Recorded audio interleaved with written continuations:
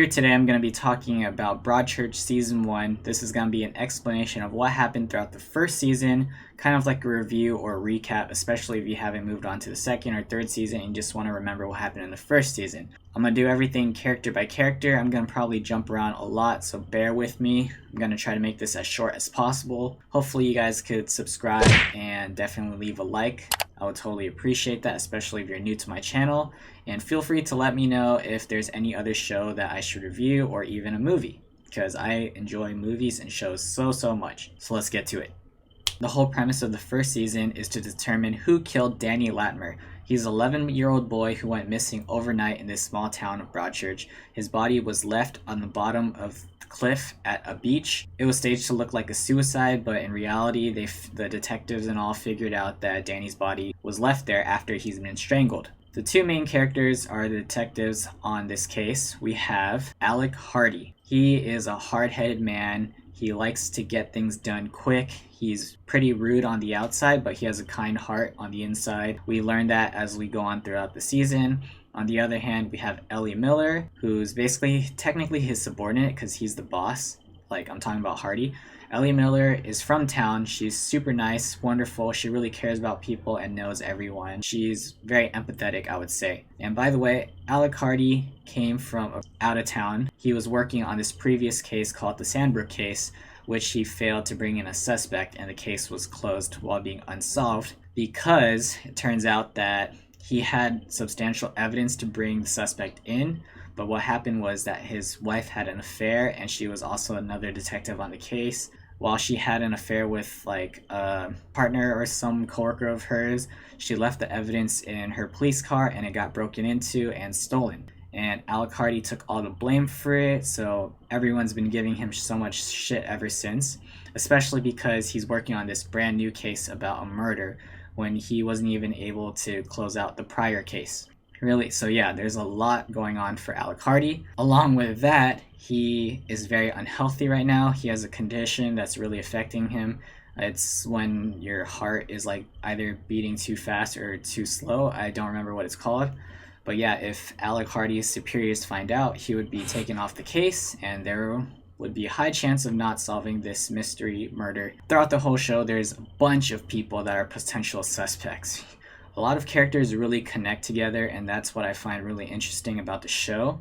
But it's really insane how there's so many lies and secrets kept in the town, which makes it so much harder to solve the case. I'm gonna go character by character and jump around all again. Alright, first we got the Latimer family. We got the mom, Beth Latimer. Mark Latimer is the father. We got the sister, Chloe Latimer. I think she's only like 15 years old. And the grandma, her name is Liz. She's not really relevant, so I'm just gonna leave it at that. Mark Latimer, the father, is very well known, and of course he's very angry about all of this, that his son has died and he couldn't do anything to protect his boy. Turns out he became a suspect, primary suspect, and he wouldn't come forward about, where he was. He didn't have an alibi during the time of his son's death.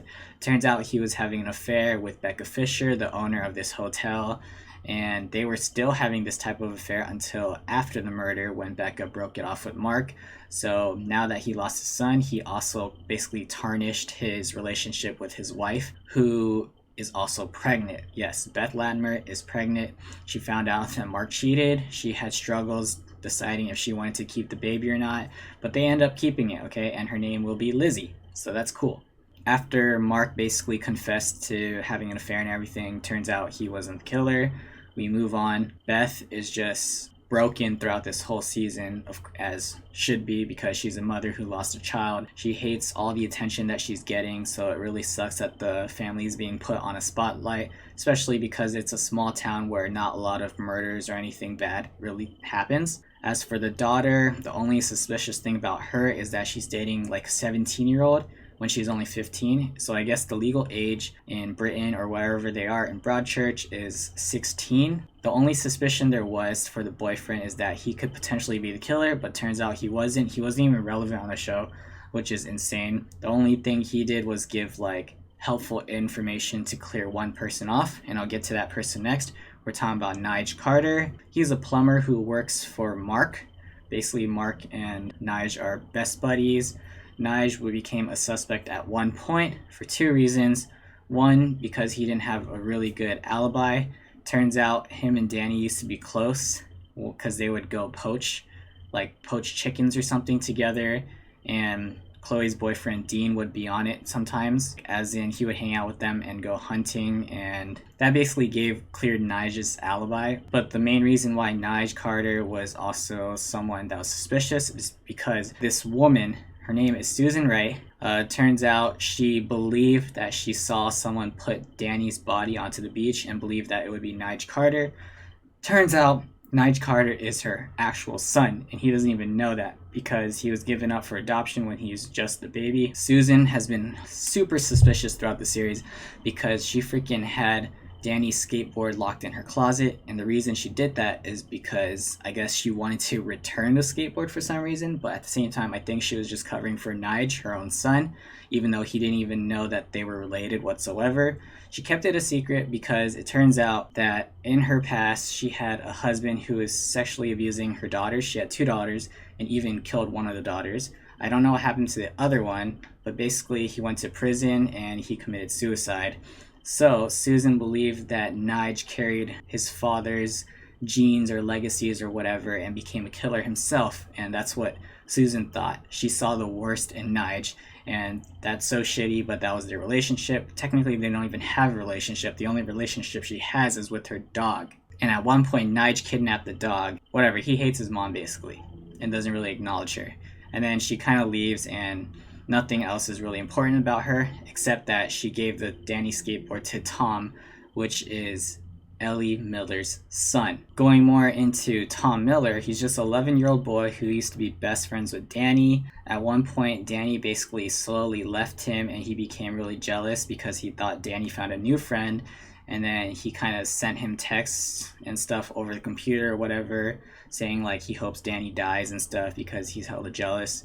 And that's why Tom was suspicious, because he deleted all his messages with Danny and broke his computer. Other character to mention is Reverend Paul Coates. He was only suspicious at one point because Alec Hardy saw him touching Tom's knee or something and felt like he was like a sexual predator or something, but that wasn't the case whatsoever, even though Paul had like a history of abusing alcohol, and I guess there's one incident where he might have hurt a child or something, but turns out he was just a nice reverend who's doing good by everyone's side.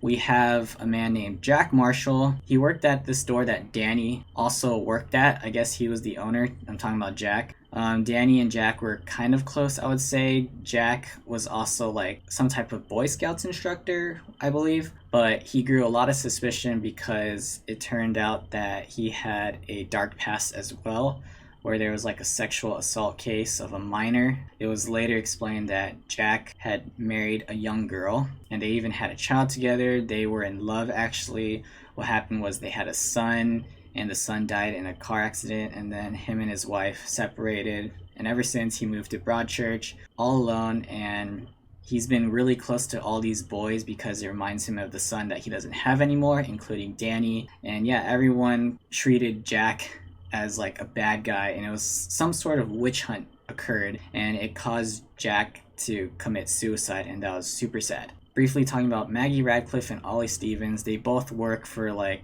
the Journalist, the newspaper of the local town. Ollie honestly just spurs so much shit. Like, he's like a human Twitter, man. Like, whatever info he gets, he's gonna spread it all, even if it screws people over or if it's for the better. Ollie is Ellie's nephew through Ellie's sister, and her sister's name is Lucy Stevens. She's the older sister who tends to need a lot of money from Ellie. Ollie didn't really do much in this season. He was basically like an information guy. He kind of annoyed Alec Hardy at some points. He had a fling with Karen, who is from like this national newspaper source, who came to Broadchurch to like get all the information about this murder, especially because Alec Hardy was the lead of this case, even though he failed the Sandbrook case. Maggie Radcliffe was just like the chief in charge, I guess, of the local newspapers, and I don't think there's more that needs to be said about her, in my opinion. Karen White, the most interesting thing that she did was get on Hardy's nerves and basically hooked up with Ollie. Yeah, other than that, she just really wanted an exclusive and publicized this whole murder case and kind of hurt the Latimers' privacy, or basically invaded their privacy, so that really sucked. Back to Lucy Stevens, just wanted to mention that she had a significant role only because she wanted money from Ellie to give her information for the case. At one point, she looked through the window and saw someone throwing like clothes into a trash can or something, all like wearing black. She couldn't identify the person to be exact. So that was her role throughout season 1. After a lot of juggling back and forth trying to figure out who the freaking murderer was, it turns out it was Joe Miller, which was Ellie Miller's husband. The nice fireman who's been great overall. He's been positive, but it turns out he was the one that killed Danny. Joe Miller felt super guilty that Jack Marshall was pinned down and committed suicide, and all of this was not supposed to happen in his case. That's why he kind of turned on Danny's phone again. Turns out he was the one that bought Danny the phone and everything, and even supplied him with money at some point. He confessed as to being the killer when Alec Hardy caught him with the cell phone through like reception and signal. Yeah, he came clean, and basically this is what happened. The Miller family and the Latimer family are neighbors, and they're pretty close. Mark and Joe are good friends, so are their sons Tom and Danny. Tom and Danny hung out a lot, but one day Joe and Danny kind of came together and just slowly built this relationship. Joe felt like Danny was able to confide in him compared to going to his own father, Mark. And at one point, Mark even hit Danny, which kind of pushed Danny towards Joe to tell him about the incident and everything. And Joe just really started to love Danny, but we don't know exactly in what way. We don't know if it's sexual or anything because it never got to that point. But it's crazy that they started seeing each other secretly at night. I guess Danny would skateboard over to the cliff top just to meet Joe, and that's where they would secretly just sit there and talk. I guess Danny would sit on Joe's lap and they would just hug each other. This is very weird. Of course it is. We don't know what Joe's psychological aspects are or anything. We don't know what's going on, but I guess Danny was tired of that. He didn't want to do it anymore because he felt like Joe would do something negative, bad. He threatened Joe to like tell his dad and everything, and Joe kind of was in shock. He stressed so much, and he's choked Danny out to make him stop trying to escape. Ends up killing him on accident, and then he covered everything up by trying to go on a boat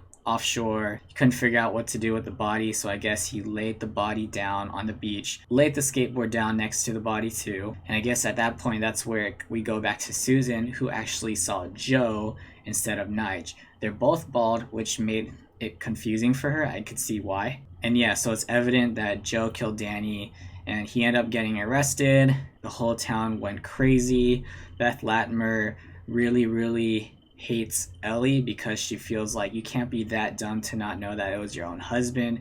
Ellie was in shock, felt betrayed, started beating the shit out of her husband when they were like in this cell. Yeah, it went all bad from there. Mark Latimer even went to confront Joe and basically called him a worthless piece of shit. In the end, Paul Coates, the Reverend, hosted a proper funeral for Danny, and that's basically how the first season concluded. Okay, that was a lot of talking. Hopefully you guys really enjoyed it. I didn't want to make it too long, but I guess it did. Remember, like and subscribe. Have a wonderful day. All right, peace out.